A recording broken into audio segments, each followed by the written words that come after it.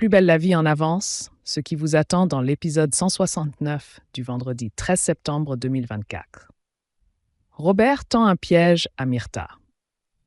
À la résidence Massalia, Robert Fabre, le grand-père de Jules, est de retour.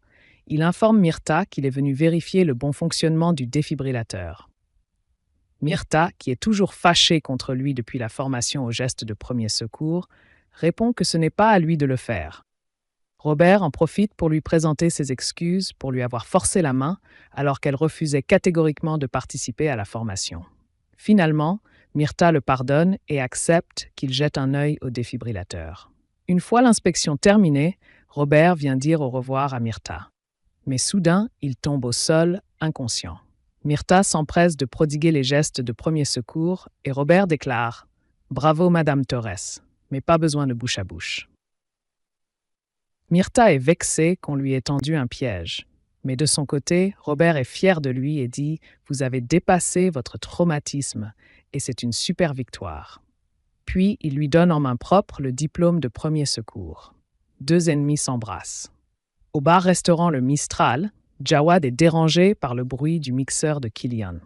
Ce dernier lui propose d'aller dans le patio le temps qu'il termine de préparer la commande, mais le frère d'Aya préfère s'en aller. En partant, il tombe nez à nez sur Ariane. Étant donné qu'ils sont tous les deux dérangés par le bruit, Jawad propose à la policière de l'emmener dans un endroit silencieux. Elle accepte de se prêter au jeu. Les deux pires ennemis de longue date se retrouvent dans les calanques de Marseille.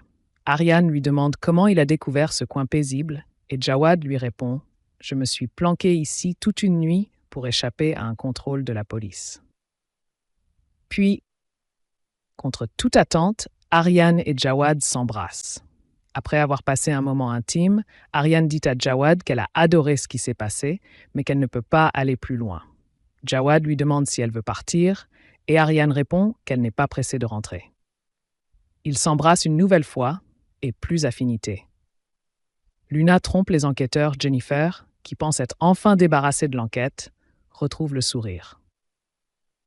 Elle prend un verre en terrasse au Mistral en compagnie de Samuel et lui propose de réserver un séjour dans une cabane perchée. Mais le policier n'a pas la tête à ça.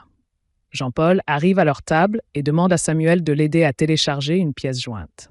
Ce dernier s'exerce et soudain, le portrait robot de Luna s'affiche sur le portable de Boer. Jennifer assiste à la scène, choquée. Elle aperçoit Luna au loin, avec sa casquette sur la tête. Jennifer s'empresse de la rejoindre et lui annonce qu'elle est recherchée par la police.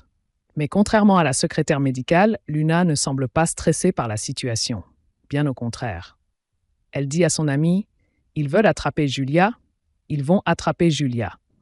Il faut lancer la police sur sa piste et loin du Mistral. » Quel plan a-t-elle en tête? Quelques heures plus tard, Luna retrouve son associée, Blanche, à la gare. Elle l'informe qu'elle a acheté un sandwich avec la carte bancaire de Quiros. Ensuite, elle compte prendre un train en direction de l'Italie. L'idée est de faire croire aux policiers que Julia a quitté le pays. Cette situation semble beaucoup amuser Luna, mais de son côté, Blanche est inquiète. Au même moment, Samuel et Jean-Paul découvrent qu'il y a du mouvement sur la carte bancaire de Quiros. Quelques minutes plus tard, Charlotte de la PTS leur informe qu'elle a retrouvé un petit bouton appartenant à un vêtement de femme dans la voiture de Quiros. De leur côté, Jennifer, Barbara et Blanche se retrouvent au pavillon des fleurs. Nous découvrons que Jennifer a perdu un bouton sur son gilet et qu'il s'agit donc de celui retrouvé par Charlotte. Soudain, elle découvre une enveloppe qui leur est adressée. À l'intérieur, un mot sur lequel il est écrit « Je sais ce que vous avez fait ». Les trois Mistraliennes sont sous le choc. Alors, qui a pu envoyer ce courrier? Réponse dans les prochains épisodes de la quotidienne Plus belle la vie, encore plus belle.